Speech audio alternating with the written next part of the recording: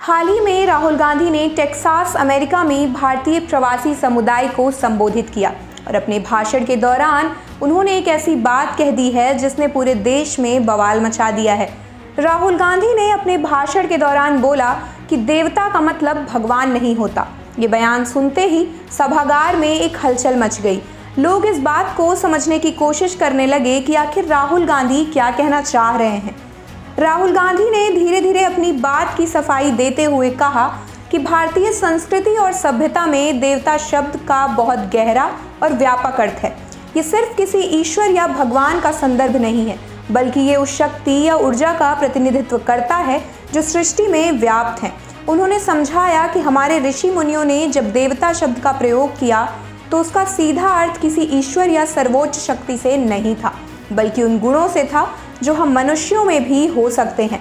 उन्होंने उदाहरण देते हुए कहा, हम सूरज को देवता मानते हैं क्योंकि वह हमें ऊर्जा और जीवन प्रदान करता है।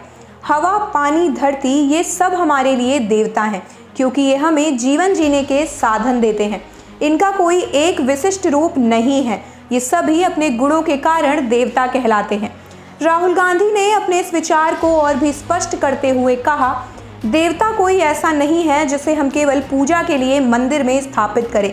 वह हर जगह है, हर उस जगह जहां हमें किसी विशेष शक्ति या गुण का अनुभव होता है।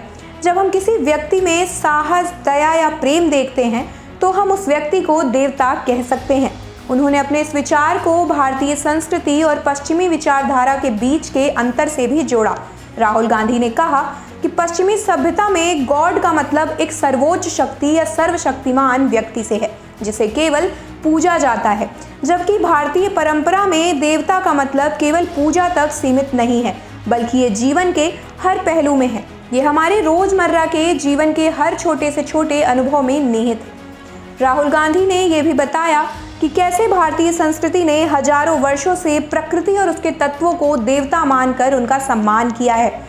ये सिर्फ अंधविश्वास या परंपरा का हिस्सा नहीं है, बल्कि ये हमारे जीवन की स्थायी वास्तविकता है। हम जिन चीज़ों का सम्मान करते हैं उन्हें ही देवता का दर्जा देते हैं।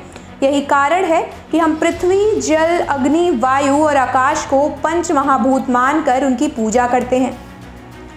उनका ये बयान इस बात पर जोर देता है कि हमें देवता का मतलब केवल एक धार्मिक दृष्टिकोण से नहीं, बल्कि एक जीवन दृष्टिकोण से समझना चाहिए। ये हमें सिखाता है कि हमें केवल ईश्वर को नहीं, बल्कि उन सभी चीज़ों का सम्मान करना चाहिए जो हमें जीवन देने और इसे समृद्ध बनाने में मदद करती हैं।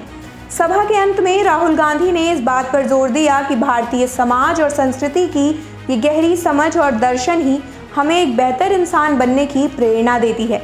जब हम दूसरों में और अपने चारों ओर देवता के गुणों को पहचानते हैं तो हम एक बेहतर समाज और दुनिया का निर्माण कर सकते हैं। आप देख रहे हैं सौगंध टीवी, सौगंध वतन की।